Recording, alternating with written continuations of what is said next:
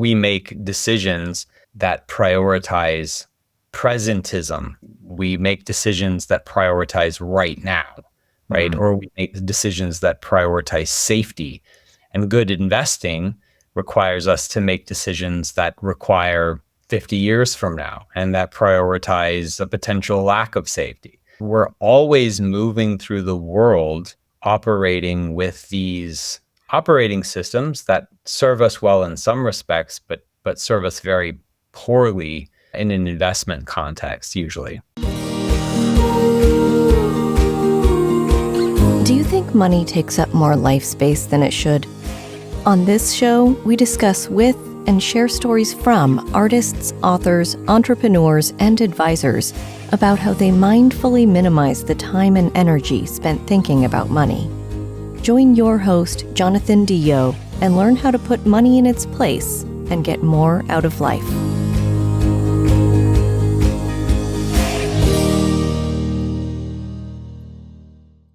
All right, welcome back. On this episode of the Mindful Money Podcast, I'm chatting with Dr. Daniel Crosby. Dr. Crosby is a psychologist and a behavioral finance expert who helps organizations understand the intersection of mind and markets. His first book, we're going to go through them all here. His first book, Personal Benchmark, Integrating Behavioral Finance and Investment Management, was a New York Times bestseller, something I covet, but it's not going to happen for me. His second book, The Laws of Wealth, was named the best investment book of 2017 by the Axiom Business Book Awards. That's been translated into 14 languages. His third book, The Behavioral Investor, was Axiom's best investment book of 2019. It's kind of a comprehensive look at neurology, physiology, and psychology as it relates to financial decision-making. Now, I wanted to have him on the podcast to talk about that arc and to talk about his latest book, The Soul of Wealth, that comes out in October of 2024. So, Daniel, welcome to the Mindful Money Podcast. Hey, it's great to be here. I'm excited to have you. So first of all, where are you calling from? Where do you call home? I call Alabama home. Got my ring here. My wedding ring is an Alabama quarter. I'm from Alabama. I live in Atlanta, but I don't claim Atlanta, even though I do love it too. From Alabama, live in Atlanta, currently in San Diego, where I spend the summer because Atlanta's too hot for 2 months. I love Atlanta dearly 10 months out of the year. In the summer, you can have it. So I come to coastal California. Sweet. You know what's actually nicer in Northern California? My sister's down here, though. My kids hang with the cousins and go boogie boarding and hang with the cousins and play in their garage bands and stuff. So my dad's from Northern California, so it is gorgeous. Yeah. So you grew up in Alabama? I did. So I'm curious, what age did you leave Alabama? And while you were there, was it old enough to have learned lessons about money and entrepreneurship? And if so, what were those lessons? We have a sort of an interesting family. My dad is from Monterey, California, and was from a very sort of blue collar working class family. My mom is from Alabama and is from a very wealthy family. So not what you think when you think Alabama and Monterey. But yeah, so my dad is a financial advisor. He's still practicing. So growing up with money, like being discussed at the dinner table, being very top of mind, was something I was privileged to have be a part of my growing up from a very young age. My dad got his job the day I was born. So my dad had dropped out of his MBA program because he hated working with computers. So my dad had dropped out of his MBA program and was mowing lawns and was trying to figure out what he was going to do with his life. My mom was working at McDonald's. My grandparents were surely concerned about my dad's prospects. And my dad got his job as an advisor and then a broker, really, on the day I was born. And he's been at it ever since. You know, I sort of grew up in the business and grew up learning all about investing. I mean, quite literally discussing it at dinner, talking about the power of compounding, all the stuff we nerd out on now. Very lucky to have that be part of my youth. So you were born, I don't want to guess your age. Are you in your 40s? I'm 44, yeah. Okay. So 44 years ago, the state of the industry was largely brokerage, right? Slinging stock, maybe a mutual fund, right? 100 hot dot, like dialing for dollars, cold calling. Like I vividly remember my dad, coming home just brutal life, dejected, like just just like absolute, like a broken man after a day of cold calling. And it's interesting. So I'm like, look, there's a lot of weird stuff going on with me. I'm Mormon, like, and so I'm from Alabama. And the way that my dad got his job is he had been a Mormon missionary.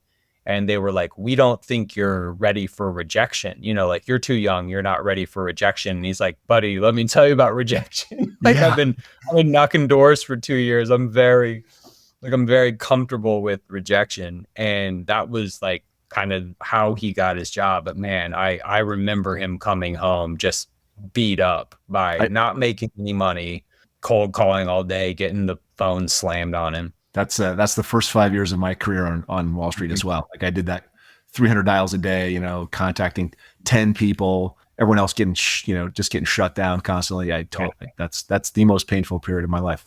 So kudos to your dad. The question that kind of pops in my head is that's the hot dot world. I was trained to basically sell my company's ability to research and pick stocks, which was, Morgan Stanley at the time, followed by, I was at Smith Barney for a while. How do you come out of that? Like, I know what your books say. It says that's not possible. So how does that develop? Yeah, well, we've grown since then, and he's grown since then. But, I remember the ream, like going to visit my dad. There's like two things I remember. The cloud of smoke, like first of all, in the 80s, the absolute cloud of smoke. And I think Alabama had like cigarette vending machines until like 2 years ago or something. The absolute cloud of smoke when I would go to my dad's office, and then the binders of value line, right? Like Yep. just value line Totally. binder. He's trying to like whatever figure it out. Yeah. So this all came about. I mean, if I can kind of tell a little story here, I went to school to become a clinical psychologist. I mean, that's what my PhD is in. Is that I was going to be a shrink, and I started to burn out. I was 23 when I started my clinical psychology PhD, which is like a great time to be dispensing life advice, 23 years old.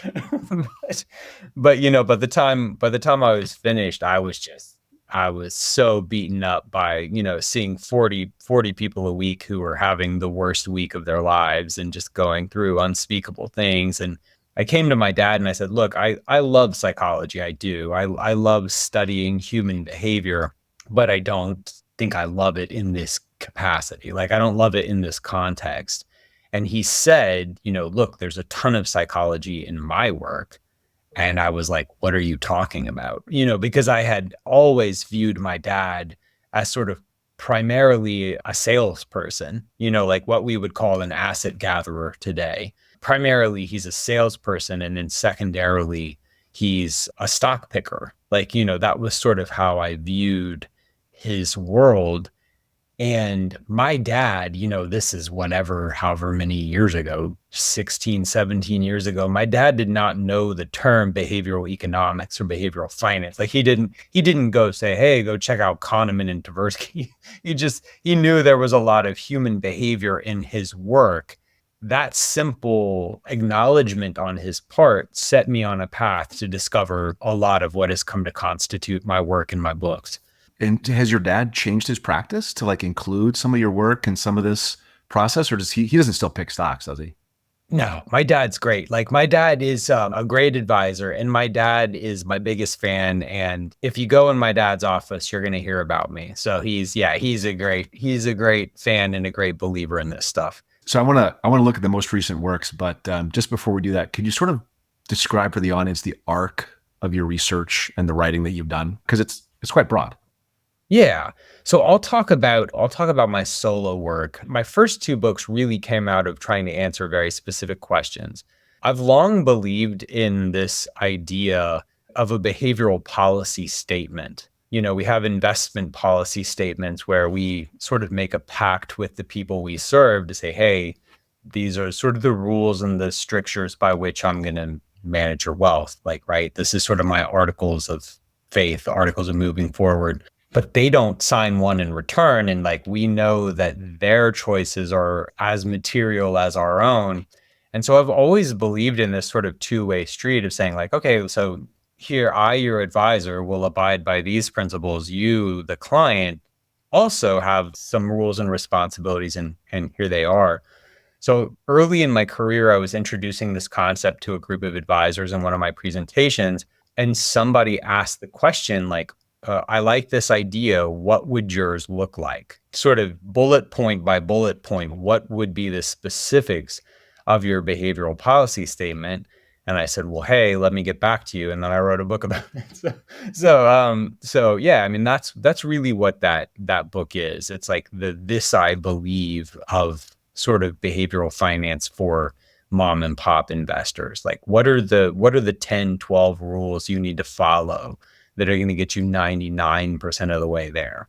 The second book, The Behavioral Investor, is born out of my belief that the physiology, the neurology, and things had been understudied. There had been a lot of work done on the psychology, right, which is sort of my love and my expertise, and that's great, and that's important work, and I love it, and I use it every day. But there's more to it than the neuroeconomic side of things is powerful. Like even the physical side of things, things like inadequate sleep and poor nutrition and drug use and caffeine use and all these things have a material impact on how we spend our money. And nobody was really writing about that much. And so that was just my own geeky, like wanting to answer those questions. Like I write truly to know what I think. Mm-hmm. And so it's almost like I have to write a whole book to be able to give a good answer. And so that was, I wanted better answers for that. And so I wrote that book. And then The Soul of Wealth, the new book, is really just born out of one of the things about working in finance is that you rub shoulders with some very wealthy people, right? So I work with and on behalf of some people who have gobs of money, right? And one of the things that you observe is that they're a lot like you and I in terms of their happiness, the meaningfulness of their lives, their contentment.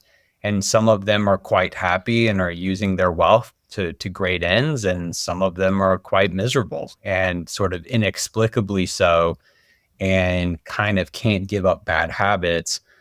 And so I wrote this new book, The Soul of Wealth, which is just sort of 50 essays about money and meaning. Just like, okay, you've made money, right? Like you read the first two books, you followed what they said about being smart and thoughtful and long-term. You made some money, good for you, but that's sort of necessary but not sufficient for a good life. How do we go that final mile? I love that, and actually, that's I think of my own writing as I sort of 5 books in myself, and the last one sort of talks about some of that same stuff. Like wealth is in the title, right? And all my titles have mindful and then wealth. But then how do you live the good life now that you're successful? Like how do you make that? So we're going to get to some questions on that I have.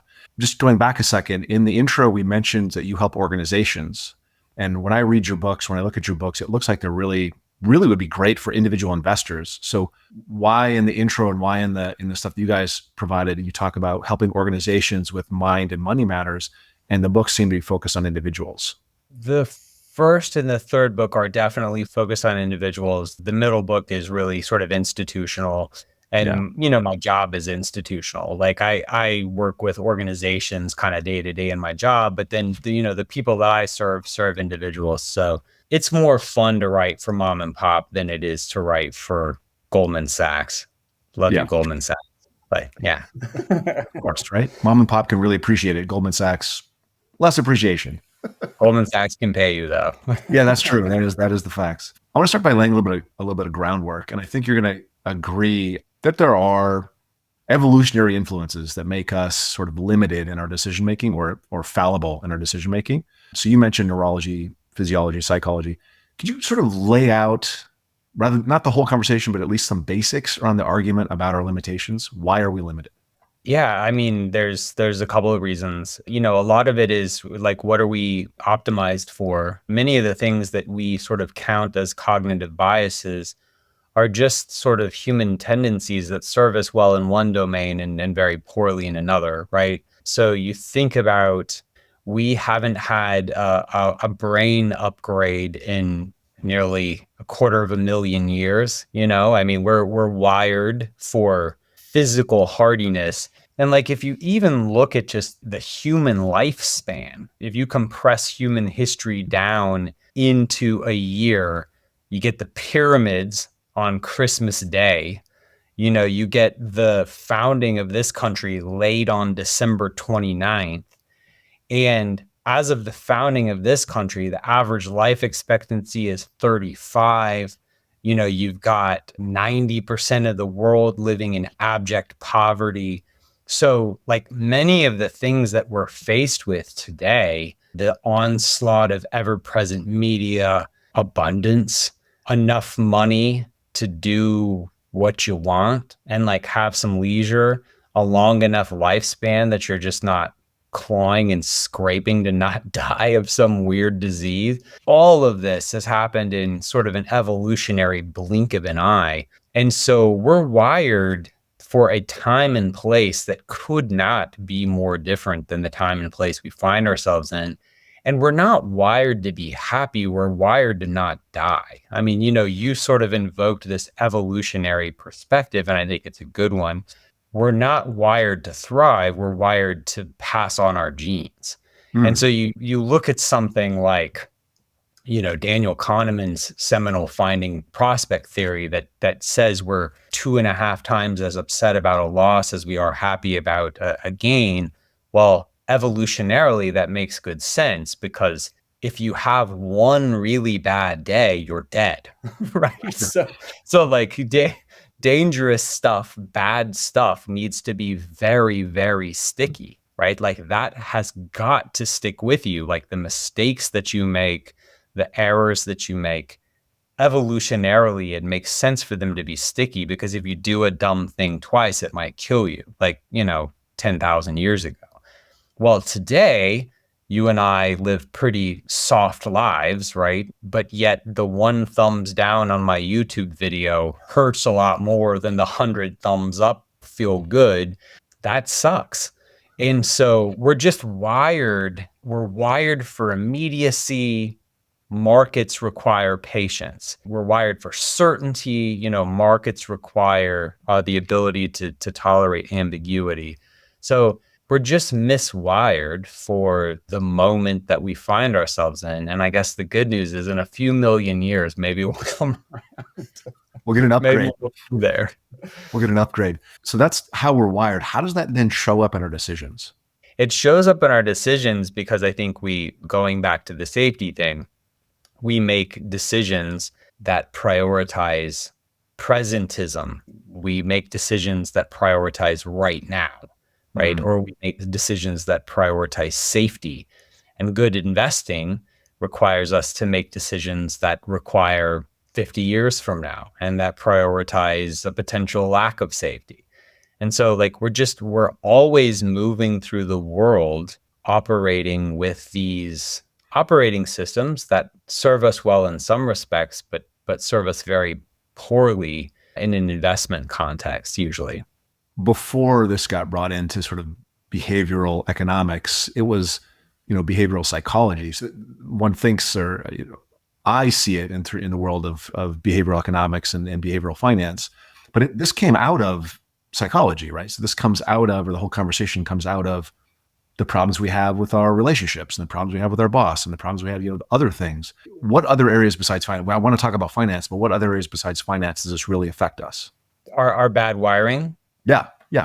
If you think about, like, let's go outside of finance, right? Well, one of my favorite models is the PERMA model from Martin Seligman, and he talks about sort of the 5 facets of a good life, right? And so it's P is for positive experiences. This is like having fun, like eating ice cream, walking on the beach, whatever, going to see a movie. E is for engagement. This is deep, meaningful work. R is for relationships. Who loves you? Who do you love? M is for meaning, working for something bigger than yourself. And A is for advancement, being better today than you were yesterday. Well, go back to our present bias, right? Of those 5 things, like, and you're kind of nodding along as I'm saying these, with like, yeah, the listeners are hearing these and go, yeah, like, that makes sense. Like, yeah, we want to be having fun, working hard, loving hard, working for something bigger, getting better. Like that all sounds like good stuff. But you go back to something like this present bias that's so deeply wired into us from an evolutionary perspective. Aside from that first one, all of these take effort, labor, uncertainty, and time. And we're really wired to sort of over index on having fun. You even see this, if I may bring it back to money a bit. Like you see this in retirement. People are super prepared to golf. Like I want to have enough money to golf. Like I'm going to hit my number. Now I can retire and now I can, go to the lake and golf all the time. Well, yes, you can feed yourself and you can do those things, but like what's going to be the source of your work? What's going to be the source of your relationships? What's going to be the source of your growth? What's going to be the source of your other centeredness or your spirituality? And we just don't think about those things and we deprioritize them because they're not immediate. We're wired for this immediacy and it ends up harming us. And I think if you look at all the ways a person can screw up their lives, and like we won't go through all of them, right? But if you think about all the ways you can screw up your lives, like drugs, sex, and rock and roll, and like it's immediacy. I have a 19-year-old at UCLA studying music, so all those things are on my worry list. Every one of them. Yeah, immediacy plays a big role in all the ways that you can get addicted and make decisions that will run your life out of bounds. Is there anything we can do to overcome the evolutionary foibles? I preach mindfulness. Does that work? Is there something else that works? Yeah, so Danny Kahneman does a great job, and it's certainly been my experience. And he says that, knowing about these things is not very predictive of doing otherwise. That's true. And I've observed it to be true. On my deathbed, I'm going to be lecturing my kids about this. Like one of the biggest things that I think we misapprehend as a human race is the weakness of an intellectual understanding, like how weak a predictor of behavior knowing something is. Yes. And the strength of environment. So what do I mean by that? Okay, if you look at the smoking rates of doctors and nurses, doctors smoke at a slightly higher rate than the general population. Nurses smoke at double the rate of the general population. If you ask a nurse who is smoking a cigarette, like, hey, is this a great idea? Don't do that. But like every single one of them will tell you no. Every single one of them would tell you no. And yet they have stressful jobs, they have long hours, they're looking to unwind, and so they smoke, right? The environment they find themselves in is a better predictor of their behavior than their knowledge, right? You look at a marital affair or overeating or 100 other things. And, when I'm getting a donut on my way home from a stressful business trip instead of a salad, it's not because I think the donut is good for me. It's because I don't give a damn. I'm tired. I'm just tired. And so to understand how to overcome these things, I think we first have to honor how little understanding plays a part and just try to situate our lives and surround ourselves with people, places, and ideas that get us to where we want to go. I want to get specific with money here. How does the evolutionary legacy show up in the relationship specifically with money and finance? And I know that there's spending issues and there's investing issues and let's start with that. And I have a follow-up on those. One of the things that I did in my book is there's like 200 biases, right? There's a zillion. And you'll see these things like the codex of behavioral biases, and it looks super cool. It looks super cool to see them all laid out, and it's kind of a fun party trick to know them, but it doesn't do much. And so what I did in the behavioral investor is I boiled them down into like these 4 meta biases, these 4 biases that account for many of the biases, and they're ego, emotion, attention, and conservatism. So I'll talk about each of those briefly from an evolutionary perspective, right? So ego is basically the various forms of overconfidence. We think we're smarter, better, faster, more handsome than the next person. We think we're more prescient about the future, and we think we're luckier than average. And from an evolutionary perspective, a lot of this ego is all about getting us through the day. Like, life is hard. The fact that I think I'm a better driver and better looking and smarter and whatever than the next person helps get me through the day. And there's an evolutionary advantage to that. And I mean, look, you don't have to look very hard at our politicians and other people to see that, people with giant egos tend to do very well in life. And that confidence tends to be rewarded, right? So ego, probabilistically, it's bad. But the fact that you don't think you'll get divorced, even though you've got a 50% chance, and the fact that you don't think you'll get cancer, even though you've got a really good chance, makes your day nice. And like, there's an evolutionary advantage to that. So emotion is the tendency for us. I mean, this one's pretty easy, right? It's the tendency to confuse like our heart and our head. And this is one of those where it's powerful in some areas and it just doesn't work in finance.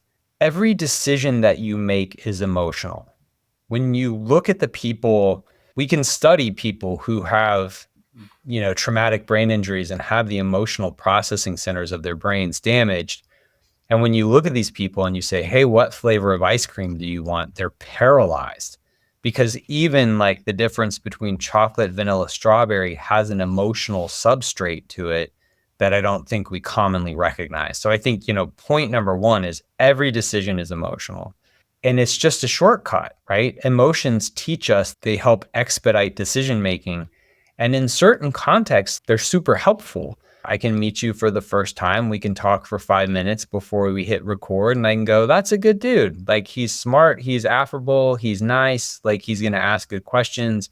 And that's right. My emotional intuition of that is correct, I think. And then, but then in other places, it's way wrong. In other places, like when it comes to making mathematical decisions or financial decisions, our emotions tend to lead us 180 degrees in the wrong direction. So from an evolutionary perspective, emotion facilitates decision-making and expedites decision-making. Attention is our tendency to confuse things that are loud with things that are likely. You think about I'm here in California, I'm hearing a lot about shark attacks. You have a better chance of your pajamas spontaneously catching on fire. Literally, you have a better chance of your pajamas spontaneously catching on fire than getting bit by a shark. And yet it's high profile. And so it seems scary. It's loud. Acts of terrorism are loud. In the wake of 9/11, roughly 3,000 people died in the immediate attacks on 9/11. And that's a tragedy that we'll never forget. But then there were thousands of people who are forgotten, who lost their lives in the months that followed 9/11 because people started driving when they normally would have flown. So driving, like getting in the car to drive 200 miles when you normally would have taken a plane, people were scared to get on a plane after 9/11 because of this single high profile attack. Well, as awful as that is, probabilistically speaking, flying is still a lot safer than driving. And people didn't conceive of it that way. And lots of people died. Lots of people died in auto accidents that wouldn't have happened save the occurrence of that terrorist attack. So that's a tendency to confuse things that are loud with things that are likely, which again, evolutionarily has a protective element, right? We want to avoid big, high profile risks. And then the last one is conservatism, which is just playing it safe, status quo proneness, going with what we know. And this is, again, like, don't stray too far from home. Don't eat the berry you've never seen before. Don't touch that weird animal you've never seen before. This sort of tendency to play it safe and be conservative was just a thing to keep us alive long enough to pass our genes on. And it doesn't serve us great today in an age when there's a Starbucks on every corner. I want to kind of pivot just a little bit because your dad's an advisor and because I know your day job at Orion, who I used, by the way, for many years when I ran my own firm. So thank you for that. Great company.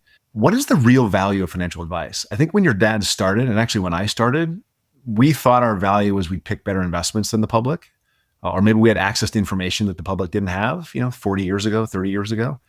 Or maybe we just read value line research and no one else did. But more and more research is done on the value of advice, and I don't think it's the same anymore. And I'm not sure the public knows. So what is the real value of financial advice?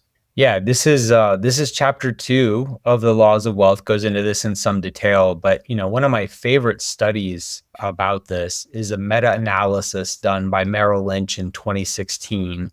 So a meta-analysis is just dork talk for a study of all the studies, right? So they looked at all the studies on how advisors add value. And so the good news is just about everything an advisor does adds value. So, what they found is that things like asset allocation, that adds value, tax savings, that adds value, all these things, rebalancing, all that stuff, sort of the blocking and tackling what people think they're getting when they hire an advisor is additive. And if you look at that old school stuff, asset allocation, tax alpha, rebalancing, it's additive at about 30 to 60 basis points per year. Just let me interrupt for a second. I love that you call that old school stuff, because actually when I started, that's not what we talked about at all. Like that. So 20, 25, almost 30 years ago, that's not what we talked about. We talked about stock selection, and market timing, which is not value added at all. Okay, but that's new old school. That's fair enough. We'll call it the technical part, right? The technical part. Or again, like I said, what I think people think they're getting. Like, this person's going to tell me what to buy and when to sell and how much, right? They're going to give me the ingredients for the cake in the right proportions. But if we look at things like client assessment, like understanding your client's personality and using that deep understanding of their psychology to personalize their risk tolerance and their, the way that you communicate with them. And even more than that, we look at stuff like behavioral coaching, right? So helping them not sell and buy at the wrong times, helping them think through investing in their son-in-law's whatever tech business, right? Like, helping them with the emotional parts, that they found added an average of about 240 basis points. So, the sort of two takeaways. Everything's additive. A financial advisor wears many hats, all of them work. The second takeaway is, though, the sort of off-label stuff, the thing that I think people don't think about, like decisional guidance, emotional management, personalization, that adds an order of magnitude more value than the analytical, technical blocking and tackling that I don't think people are necessarily looking for. But it's why now a handful of studies show that people who work with an advisor do a couple percentage points a year better than those who don't on average. And your work informs that second bucket. The 4X benefit an advisor can provide is really the behavioral decision making and that process, which is I think absolutely critical. And Morningstar says it, Vanguard says it, everyone says it. Like it's part of every single study I've seen now. There's two things that I want to move along, because there's a couple of things I want to talk about in the Soul of Wealth. The first is, what is true wealth? What is it you're talking about when you think about the soul of wealth? What is that wealth?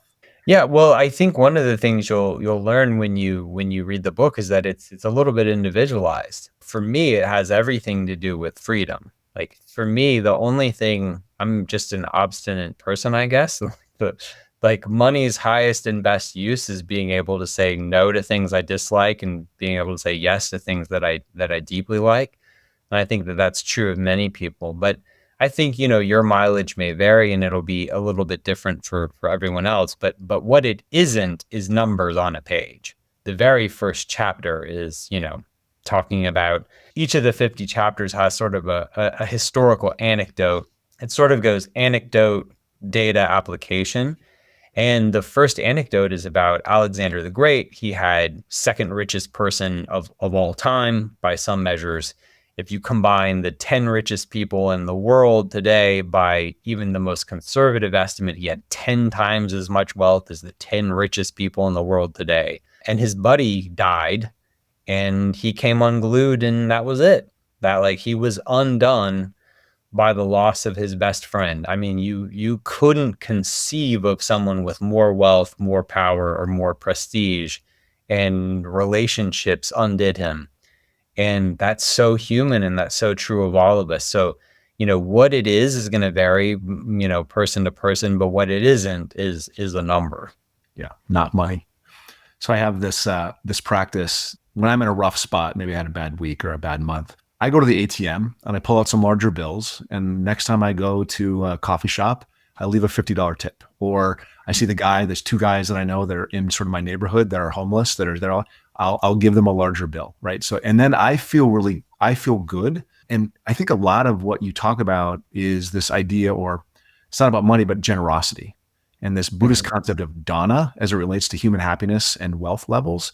So could you sort of just peel that onion back a little bit and talk about the benefits of specifically generosity for those of us that have wealth and maybe aren't enjoying the well-being and the happiness that should maybe come with that? One of the chapters in the book is called Giving is the Path to Abundance. And it talks about this very thing.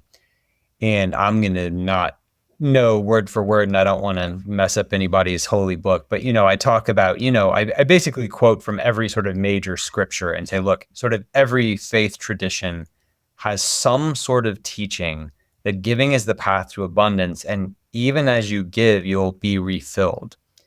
And practically, mathematically, that doesn't make sense, right? Like you should be diminished by, when you take out large bills and give them to a person experiencing homelessness, you are diminished by that much. And yet you don't feel that way. And what's fascinating is I'll cite two pieces of research. One looked at perceived financial wellness. Like, do you feel rich, basically, was the question. And of course, again, rich is not a number, right? Like rich is not like, oh, I wasn't rich yesterday and then today I crossed the threshold and now I'm rich. Rich is sort of a self-perception or a feeling. They looked at two things. There's two things that are predictive of felt wealth. The first is your level of wealth, of course, right? Of course, the amount of money that you have has something to do with how rich you are. Right? I would never suggest that has nothing to do with how rich you are, right? You can't bleed a stone. And at some point, if you just don't have money, you don't have money. So, one predictor of wealth was just having money. The second only other thing that predicted feeling wealthy was being generous. So at every income level, right? And like we're all across, like at every stratum, at every income level, the more you gave, the wealthier you felt. And that's tautological, right? Like there's a chicken and an egg relationship there, but that's an incredible finding. The two things that predict you feeling wealthy are making money and giving it away. When we look at the research by Dunn and Norton, who did sort of this seminal research into money and happiness, they find that there's only a couple of ways that money can make you happy, right? Like when we look at how we can spend money, how can it make us happy? One is by getting yourself out of stuff you hate, right? So like I hate mowing the lawn. I'll never mow my lawn. If you see me mowing my lawn, like times are tough. Please help, because that is not going to happen as long as I'm, doing okay. So getting yourself out of work you hate is one. Spending time with people you love is another, right? Buying yourself that vacation with your loved ones. Experiencing novelty is one. Travel is good for that. Like you go, oh, I'm in Japan. Like it's new food, it's new language, it's new sights and sounds. Novelty is one. But then one of the biggest ones is giving it away, right? When we look at, there's like a handful of ways that money can buy you happiness. And one of the biggest is giving it away. And the last thing that I'll say about this is nobody predicts this. Like when, I talk in the book about, I'm going to mess up the actual number, but it was vanishingly small. I believe it was 2%. They'll give people $20 and then sort of assign them, you have to spend it on yourself or spend it on others. And then they'll ask them, where would you have been happier, right? And everyone goes, well, I would have been happier if I was in the spend it on me condition. And they're not. So it's like, it's this thing that everyone feels great when they give money away and no one expects that they will. So we have to have you help to get the word out. That is incredible. I'm gonna actually cite those two studies if I can find them. If you have links to them, send them my way because I would include them in the podcast, in the notes. Getting closer to the end here, so there's a lot of noise, and I love it. If you could simplify this for the audience, so when it comes to specifically building wealth, what's the first thing that we should do today that's going to lead to greater personal and financial success? Another thing that I'm going to mess up the name of the chapter. There are 50, be patient with me. But, one of them is basically like, you're your best investment, like you are the engine of your wealth. If you're looking to build wealth, I think a lot of times the first place people go is to investing. And as we've discussed, investing is going to give you what it's going to give you. And there's less than 5% of the world that can outperform what it's going to give you. And so trying to exploit that as a reliable path to wealth is just a loser's game. It'll get you rich slowly, but you're not going to hit a grand slam by probably picking stocks. That's going to be low probability.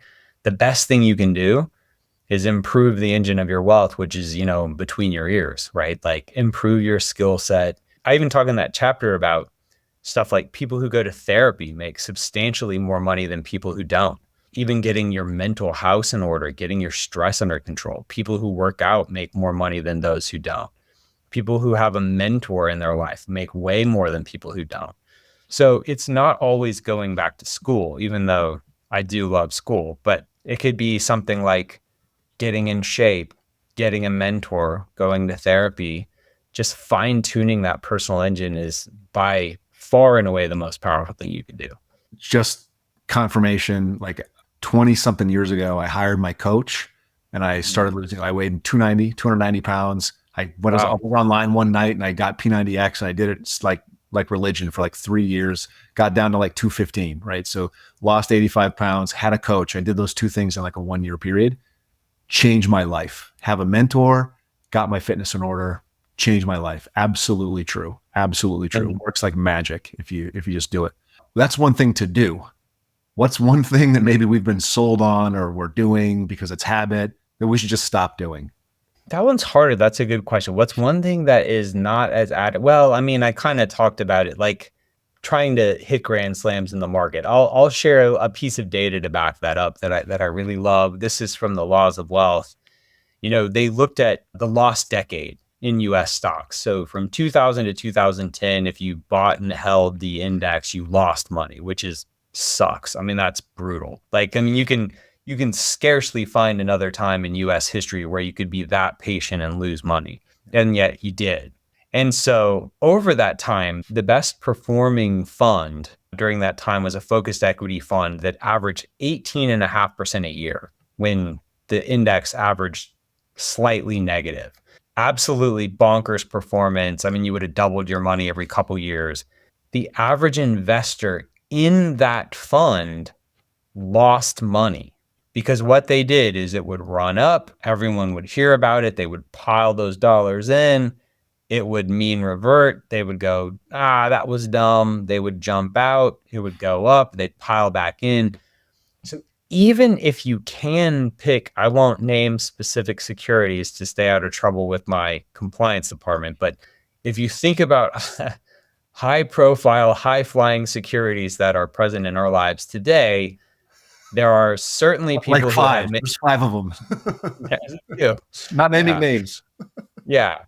No names compliance, but yeah, there's plenty of people who've made money. There's more people who have lost money. In terms of the people who are trying to play those names individually and just not own them in an index, that is, it's just such a loser's game. Spend much more time getting your mind right, getting your body right, getting your brain right, developing a side hustle, something so much more reliable than trying to wring another percentage point or two out of the market. Absolutely. So Dr. Crosby, what was the last thing you changed your mind about? I'm going to be very vulnerable here. I'm here in California.